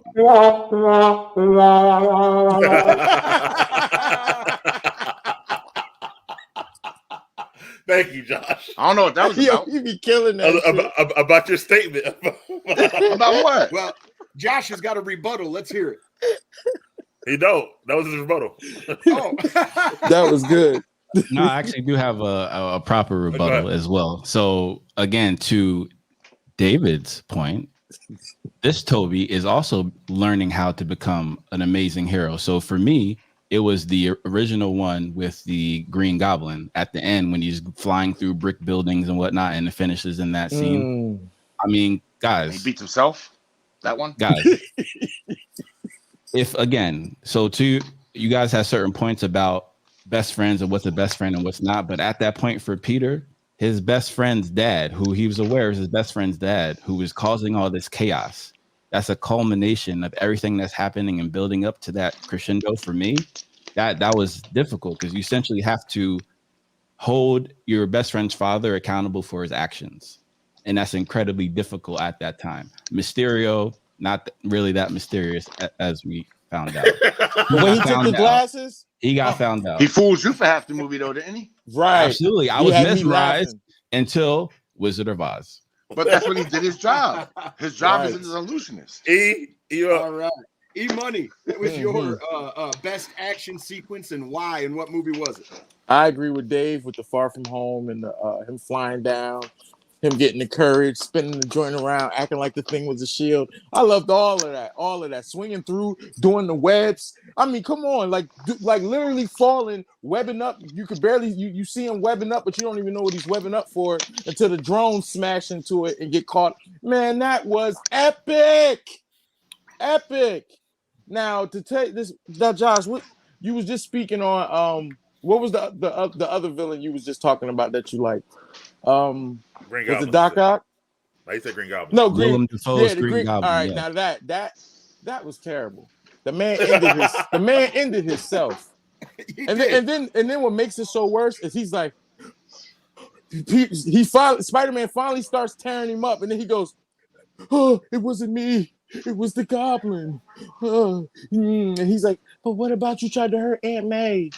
You tried to hurt and Gwen. I mean, not Gwen, but Mary J. And those people. What do you mean those people? As soon as he started that crying stuff, you should have punched him right back in his joint, webbed him up. Shut up. Doom. You wouldn't even have to kill. He wouldn't even been dead. You would have just tore him up, tied him up. He wouldn't have been dead. All right, I heard there's a running theme that said that all of Sony's villains kill themselves, so they don't got to be in any sequels. Well, I'm the ref. I'm supposed to be impartial, but I do have a favorite best action sequence. I believe it was Not Far From Home, Homecoming, where the Vulture almost kills Tom Holland. The way Tom Holland is so vulnerable in that situation, and you feel for him as a child, not a superhero. You feel for him as a child that is alone. Wasn't Toby a child in part 1, Mike? Hush. Oh, he was 40. Okay. He's a man. He's 40. That man was 40 in high school. All right, we're going to jump back to you, Mike. We're going to do closing remarks, closing arguments, if you will. And let's see what you have to say, man. All right, man. So listen, you kind of gave me a nice segue about the whole child remark. And my whole problem with the MCU Spider-Man, as I've said this plenty of times, I need Spider-Man to grow up. He's still in high school 3 movies later. I'm so tired of him being in high school. College. The thing about he's still in high school right now. He's in high school. College. The third one, he's going to be in college. Stop. Listen, Stop today, we're talking about right now. Right now, for these movies. Can I get about 2 minutes? He's still in high school. It bothers me that he's in high school. The Spider-Man that we see with Tobey Maguire has a whole arc, the same arc that we've seen in the comics and the cartoon, especially the 90s cartoon, which also showed him as an adult Spider-Man working for the Daily Bugle, taking pictures, needing a paycheck to pay his rent, blah, blah, blah. Tom, we never see that. I'm ready for the newer Spider-Man. Secondly, I want to say that, again, the villains in the story was much better. And like I've been saying the whole time, this Spider-Man is more Iron Man Jr. to me than actual Spider-Man. And Dave had the whole thing about the whole team up. That's why he likes so much to team up. But as true Spider-Man fans, again, there was never an Avengers in the Spider-Man cartoon. There's no team up. Yes, there was. No, it wasn't. Nobody can watch it. And it's only Spider-Man. He doesn't become an Avenger and stuff like that. Spider-Man is an Avenger. Hey, he's got 20 seconds to finish. Go. But not only that, it team up right away. We get to have more Spider-Man. There's so many villains. There's Scorpion. There's Hydro Man. So much before he got to need Tony Stark, and then he needs Nick Fury, and now he needs Doctor Strange. It's like, yo, can we get more just Spider-Man being Spider-Man? Over. All right, Dave, closing remarks, sir. You got 2 minutes. It is 100% evident to me that Mike has never read a comic book in his life. Ever. Right. I have. The Spider-Man comics in the 60s and 70s were starting to die out, and so they started putting other characters in with him to interact, because you can't just have one guy in a rogues gallery of villains. You end up like Batman. All right. Even they gave Batman the damn Justice League after a while when his sales started flagging. After a while, the key, not right away. All right, so in regards to the child thing, all right, he's a child for one movie in Spider-Man 1. He's not 50 years old in Spider-Man 2. All right, he's in his freshman year of college, bro. Like you ask a parent who their kid's still a freshman year in college, and I'm like, nah, he's a man. He's not a kid anymore. He's a man. He's still their kid, bro. He's still a kid. He's still figuring it out. So don't rush him. I understand you need to see a grown Spider-Man paying bills and going to the doctor and getting checkups and shit. All right. What Marvel needs you to have is patience, because they're going to get to that. All right. They're just not going to rush it. They got too much other shit on their plate to connect and link, unlike the Spider-Man movies had. That's why in Spider-Man 3, they had to team him up with his villains. All right. Never in the history of comics does Spider-Man work side by side with the Green Goblin. But Spider-Man, they all get together and have a big cry. Him, Sandman, Venom, and Spider-Man. Let's all just cry together. Let's party. We're running to Josh. Josh, closing arguments, sir. What would you like to let us all know? Absolutely. For whatever reason, the other side just keeps rambling, just with incoherent facts. I'm just going to keep it very succinct. 3 main causes, right? 3 main reasons and elements. All right, let's go. Toby, because more complex characters, as Mike and I proved in abundance. 2, relying on Stark Tech would this Peter Parker, Tom Holland, be in the same position he is now without Stark Tech? Thank you, Miguel. And number 3, the box office record that literally founded the MCU and the connection between this MCU and Sony. Thank you. Look at that. He didn't even need his 2 minutes, and he dropped the mic. E-Money, what do you think, man? Closing Drop that shit on a mattress. Right, because I'm definitely about to pick that mic right back up. All right, closing arguments. Them other Spider-Man movies you guys are talking about is hogwash. Just because they gave all those non-Spider-Man people a lot of story and background just shows you they didn't know what to do with Spider-Man. I'm gonna leave it at that. Now, when we go with Spider-Man, when it comes to Spider-Man, this Spider-Man is in the MCU. Yes, he has to deal with heroes. Yes, he has to deal with aliens, Thanos, magic. He has to deal with all that. Yes, he needs Doctor Strange. The stuff that he's dealing with, Toby can't even handle. The stuff that this Spider-Man is dealing with, Toby cannot handle at all. We'll never see Toby fight Thanos. We'll never see Andrew Garfield go up against Thanos. That's a dub. Y'all can't take credit from a Spider-Man that went against Thanos. In the story. Guys, you're proving Miguel's point again. He's not capable of handling Thanos either without Stark Tech. Thank you. It don't matter. He still, just because Stark gave him the tech, he makes the tech savvy. He makes it work. But this is my point, that I think the Stark Tech is holding back Peter. I don't think it is. I think it's helping. Bro, when you're on a spaceship, he's too reliant on it, and I guarantee that element will be in the next movie. He's too reliant on it. Up to you guys, regular Peter would have been on that spaceship, and he would have did some miraculous shit to make it up there. The way Spider-Man movies relied on Stark Tech is the way that the villains rely on Osborn Tech and Oscorp. Right. Okay. Listen, this is what we're doing. We're gonna go to the bonus section, but not the hero himself. Here.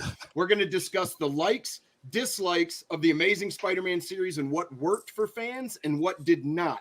Sadly, you're gonna do this segment without the ref. I have to jump off. But thank you guys for letting me dress up and ham it up with you guys, man. I had a lot of fun. Thank you, Ref. We appreciate you, Ref. And I'll see you in a couple hours, Will. Absolutely. Thank you, guys. Appreciate you. All right. Please. Yeah, he did awesome, y'all. He did. Yeah, your leg is better. Miraculously. There we go. And this motherfucker. And Tony did something I think we all wish he would do more. He muted his mic by accident.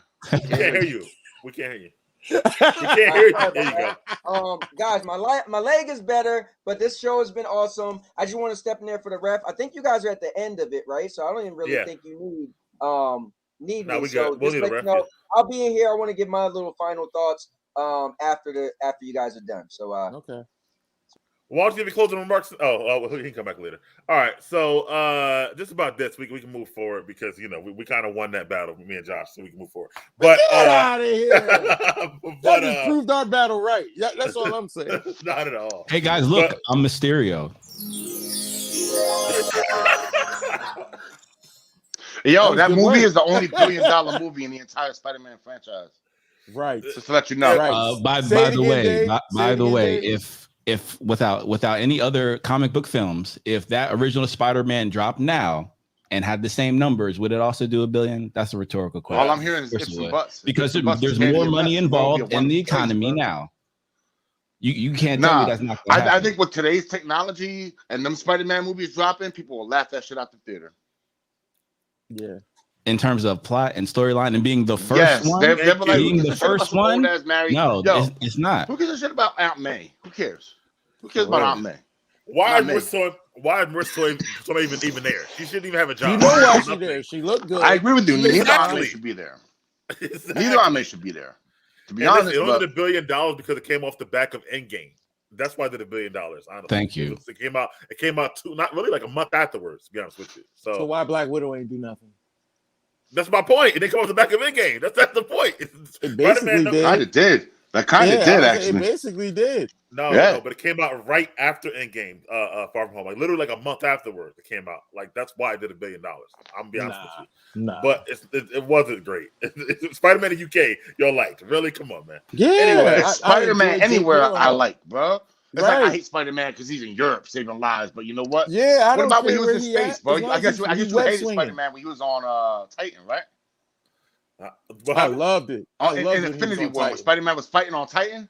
I guess you It hated was him there. he was That was only in a New part York. of the movie. He had like It was 19 in New minutes in York that movie. though, but it was in I New York. loved Right, it. but So I you know what? like It's whack. Spider-Man.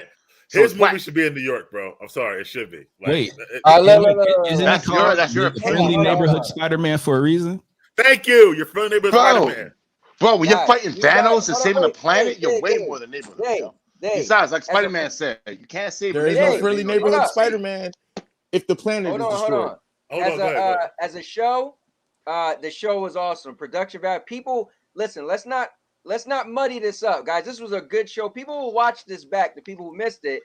But y'all guys are at the final stretch. At least finish the final stretch. Then if y'all want to go crazy, because at least people could watch it and be like, okay, this is when they're getting out of hand. I'm gonna tune off. But just finish your final thing. Your likes and dislikes of the Amazing Spider-Man and series. All right, well, I'll go first really quick. What I liked about the Amazing Spider-Man series, and it's not a lot, but what I liked about the Amazing Spider-Man series was I did like, first of all, I love Gwen Stacy. I like Emma Stone as all the best love. She was good. Emma Stone's my girl. Yeah. I did, Andrew Garfield is probably the best actor out of all three of them, but I don't think he was that well cast in this pretty much movie. I did like the fact that he was kind of like take no prisoners as Spider-Man. Like he wasn't naive like Tom is, but he also wasn't kind of a nerd like Toby is. This Spider-Man was like, look, man, I will fuck you up, like basically. So I kind of liked him a little bit for that. Like I said, if part one was going somewhere, even though the lizard was trash, but I did like Gwen Stacy's dad. I liked the whole scene with, like I said, with the construction workers helping him in New York. There was a lot with that I liked. Dislikes, Amazing Spider-Man 2 was trash. The blue Mysterio, Blue Electro. I don't know what kind of costume they had that Goblin in. That was weird. Cartoon version. And then the whole the whole like you said the Aztec for like the Rhino at the end. There was a lot of bad in that movie. I realized Gwen Stacy does die, so it's fine because she dies in the comic books. But the all of it sucks for me in the second movie, so I'm done with that. I just like the Sinister Six, Easter egg, and I liked how Andrew Garfield played the Spider-Man role, not the Peter Parker role. That's it.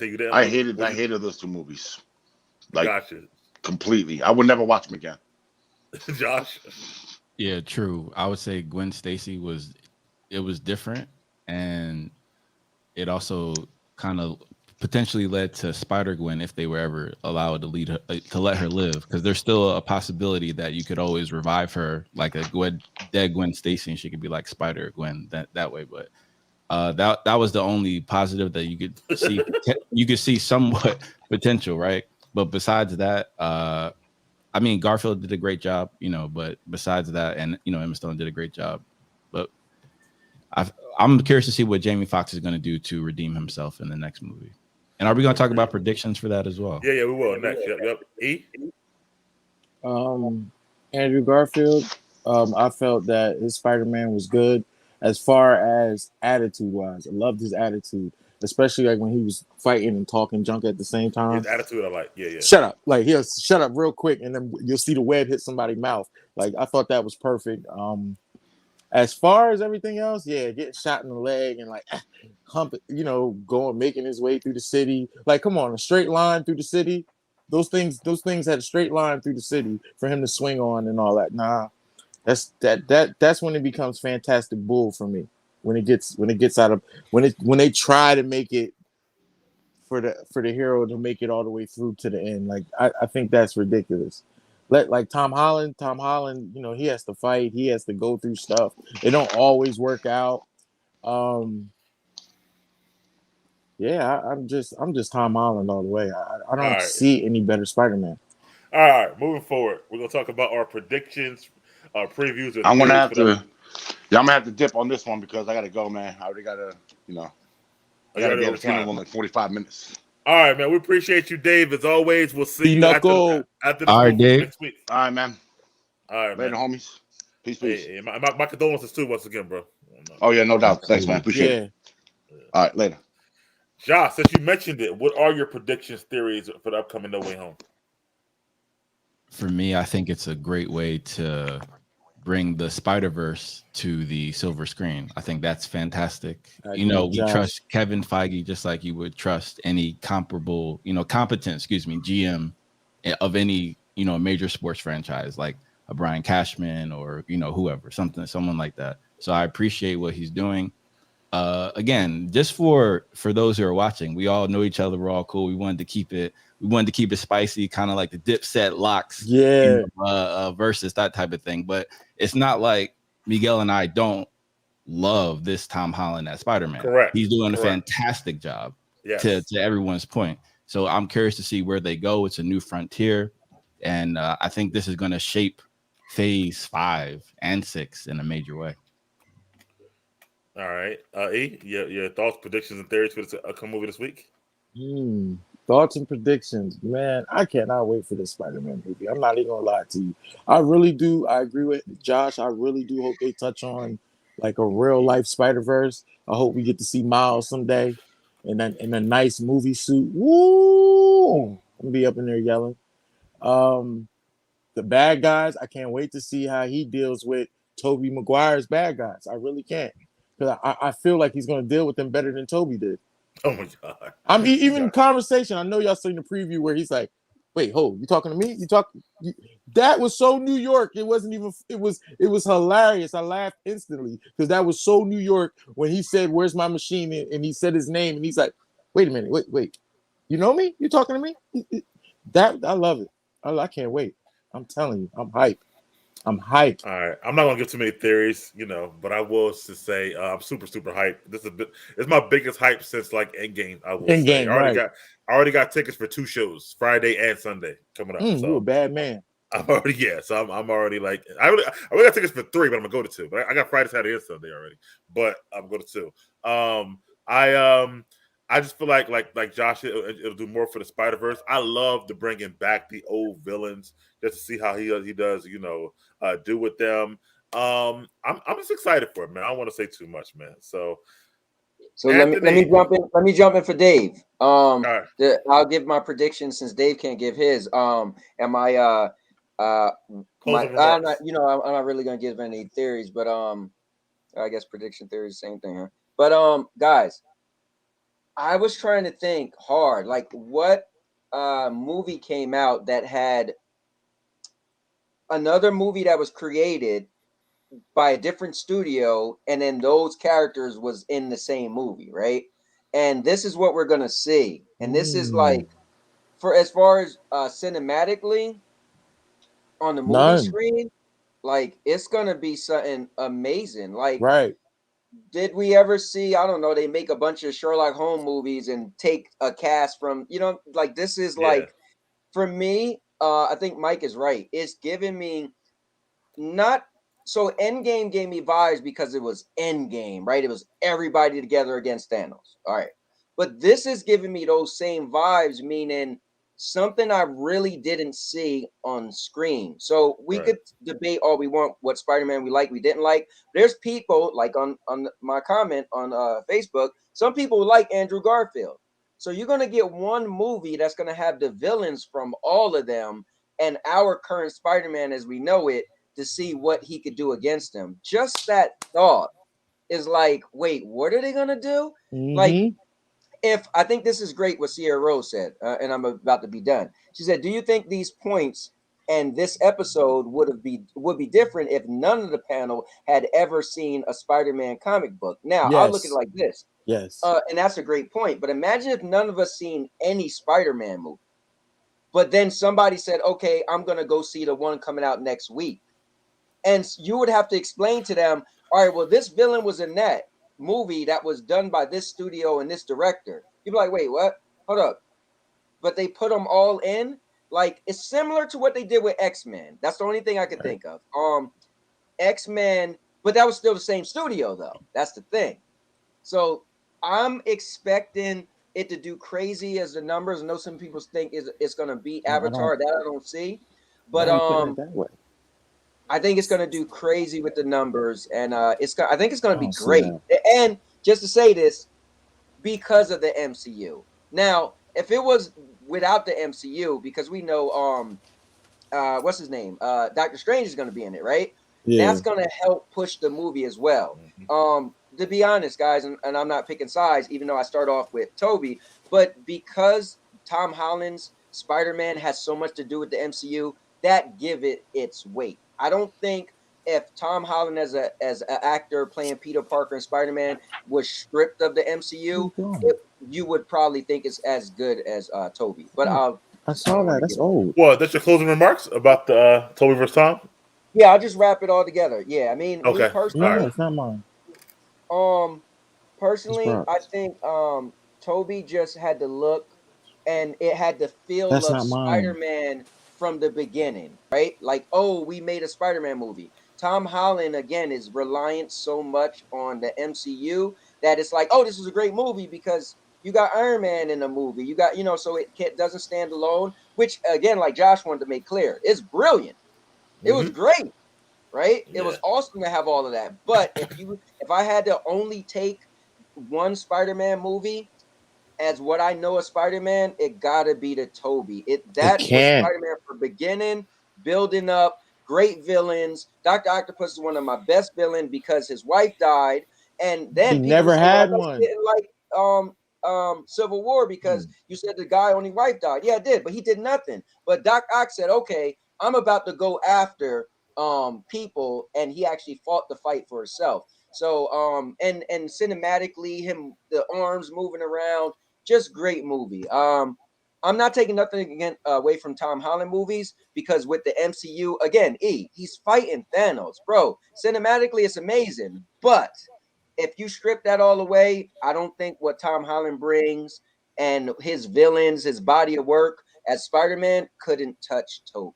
You about to see right now. I'm telling you, he's about to show y'all why you guys are wrong. And I can't say nothing because none of us seen that third one. All over that movie. Well, right. One of my predictions as well is really going to tie into Disney Plus shows like Loki and whatnot. So I have a feeling that we're going to see a Kang sighting because there's a possibility that what Doctor Strange does is also during that convergent moment, as is predicted that Wanda's also part of that at that same time. So so everybody's breaking the universe. What they do. It's crazy. Okay. And I definitely think a second post-credit scene has to be Miles Morales. Has to be. It has to be. Right. Has to be. Yeah. So yeah, I think it'll be more Doctor Strange. But yeah, what's up, Claude? I think it'll be more Doctor Strange. How that leads to his movie with WandaVision and stuff like that. I think you just said it too. But I think that because that's his next movie coming out, Doctor Strange, obviously too. So I think you'll see a lot of that. As far as Spider-Man is concerned, let's not forget the Venom post-credit scene. So I think somehow the Venom post-credit scene will tie in somewhere, either within the movie or within the post-credit scene, some kind of way. So, well, yeah. So I think Sony said that they're trying to do them like they're Batman versus Superman. So they really want the Venom and Spider-Man thing to be like a big event. And they're both British. Yeah. They're both Tom. My prediction, I'm gonna go with Josh on that. Dude, if a lot of people know who Miles Morales is at this point from the cartoon or the anime, or from the video game, right? Ooh. So I think this is a good time to at least post-credit insert him in there. So that's one of my predictions. They got to do it, right? They have to. We do not have enough black representation for heroes in Marvel yet. And on top of that, when's the next Spider-Man movie? So are they gonna? Because you would think you will want to put it on the back of Spider-Man. So are you gonna wait until the very next Spider-Man movie? Like you wouldn't throw this out. I don't think in a Venom movie, right? You wouldn't throw Miles Morales out in an MCU movie. So it just makes sense if you was gonna hint on a Miles Morales, this probably should be the movie to do it. And then, yeah, man, if we could get some type of Venom something. Yeah. Something. So I'm thinking they're smart enough to know we showed in Venom what we showed, the post-credit scene. We got to piggyback on that because this movie, let's just be honest, this movie is going to bring so many eyes. We just know this movie is going to do well. Mike buying 3 tickets. I mean, this is going to do well. So it's like you got a chance to show so many people on a global scale something that's coming.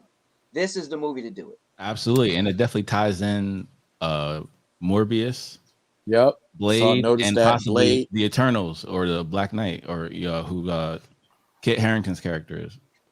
Black Yeah, Knight. and my first show is 10 a.m. on Friday. I'm literally taking vacation time to go see this on 10 a.m. on Friday. So yeah, I'm definitely like all into this movie. I'll know first. Trust me, they left Spider-Man 3 out on purpose.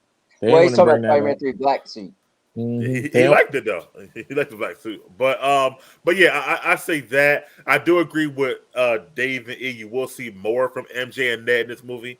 You know, finally, I think that's just Marvel listening to the fans. The fact that we see MJ and Ned talking to Doctor Strange in the previews is, I think, Marvel and Sony listening to the fans saying, "Yo, they need to do more." So I feel like the one thing I will say about Marvel is they do listen to the fans a lot. Right. MCU. So And you got to I remember, love they that. are fans. A lot of them are Right. fans. That's why it's Especially so Feige. good. Yeah, Right. That's why it's so good. Yeah, I agree. So I feel like that. I'm just with you, man. I feel like I'm gonna walk out of that movie like maybe 12:30 on Friday or 1 o'clock and be just like and stuck for a second. I feel like we that's gonna be. gotta avoid Mike on that day. Mike, don't hit me up. I won't. Mike's gonna I'm going to see it the same day Mike going. I'm gonna feel it in Mike's words. Mike's gonna type and be like, he's gonna have like it was epic. I'm not gonna say nothing. What happened in the movie? Aren't you going at 6 o'clock on Friday? Yeah, I'm going that day. Yeah, 6 p.m. Friday. Yeah, I'm What going opening night. I'm going opening. I'm trying to go on Thursday night. There's no Thursday Friday. show. Oh, out here, I think it is. Oh, you definitely don't. I didn't see. My theater didn't have it. Yeah, they usually got a late night Thursday show out here at 10:45. I ain't seen none for mine, but if you got one, good luck to you. And Josh, I'm sure you'll wait a week. I'm sure because that's what you normally do. Or 2 or 3. Yeah. Why you gonna wait? Again, it's not the space race. It's always gonna be there. Yeah. But I just feel social media spoils too much. Josh I'll never pay like attention to that. fine wine. Josh is everything like fine wine. Josh will let it just marinate and then be like, I'm ready. He'll go, but just not like the first few weeks. Yeah, it's fine. And let's Chloe, get him to go right away. So we can talk about it. Right. Yeah. Like that. Maybe if Miles Morales is definitely in there, that'll happen. I sent a Miles emoji. Josh, or some shit have to you him. been watching Hawkeye at all? Oh, absolutely. Ooh, Fantastic that's show. my Chloe joint. loves it as well. And it's going to be interesting to see what What's next? if there's any hidden gems for the future films, which I know Tony loves. Right. Yeah. There already was one. I'm not going to say it though, but there already was one in the last Spider-Man clip that they showed for the upcoming movie for the first scene. Blinking, you'll miss it though, but it's there. So, but anyway, man, it's been a great show. You know, this was a great show. It was perfectly set up, just like we wanted to happen. This was anticipated for weeks, by the way, Josh. You had no idea. Yeah. It's been back and forth in the chat talking about. My phone been going to lighten up. And just to read, Tony, what was the results of the poll just before we end the show? You guys sure you want to know? I guess you got to do it. Yeah, I already saw it. Here's something crazy. The poll came down. Toby versus Tom Holland. It started off with Toby was leading, and then Tom was coming back. And as of right now, this moment is 50-50. What? Wow. What are y'all drinking today? By the way, Tony is correct. At the beginning of the broadcast, it was about 60-30, by the way, in favor of Toby. It was leading. I had to make my case, man. We had to make our case. That's perfect, though. Nobody feels they went away as a loser. Right. That's good. That means it was a perfect show then. All together, man. I think a tie is accurate for me. Well, again, I want to thank everybody in the chat. All you guys, yes. We want to thank Stadia Pro for being a referee. And of course, Dave, as always. And Josh, man, for our special guest that we had on deck, you know, that ready for you to come. Always enjoy your insight, bro, as usual, man. Anytime we get you on. Definitely, Josh. And Josh, thank you for taking over when I hurt my leg, man. I appreciate it. Yeah. I know I can count on you, brother. And I'm glad you had a speedy recovery. Some recovery. Ice help. Ice help. Hey, all right? There's no way that Tony Stark Jr. isn't using Stark Tech. See, rely on Stark Tech again. or wait. Maybe I'm not using Stark Tech. Maybe I'm just amazing like Toby. Cowboy. Oh man. Oh, he got wet blood. All right, but look, this doesn't count, by the way. So Piper's pick said I fixed that and just voted for Tom, making it 47. Toby, you can't, my you can't boy. change it. You can't change it after you release Nope. the Right. results. That's That's skewed. You No, can't do that. 50-50. Nice try, My Sticky boy. Head, bro. Nice try. Wait, that's how y'all gotta win. Y'all gotta cheat over there. Come on, Tom. Right? Hey, See? E, how much did you pay him? No, Dave must have hit him up. And said, yo, let me give you a couple ones so you Yeah, could. Dave disappeared real fast. But anyway, guys, this is a good show.